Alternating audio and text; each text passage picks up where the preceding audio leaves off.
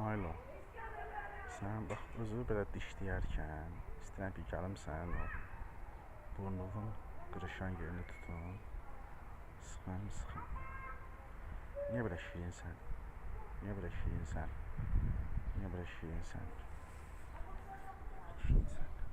Niyə belə şirinsən? Niyə belə şirinsən? Sıxmaq istəyirəm buranı. Sıxmaq istəyirəm buranı. Sıxmaq istəyirəm buranı. Alo. Başa düşdüm.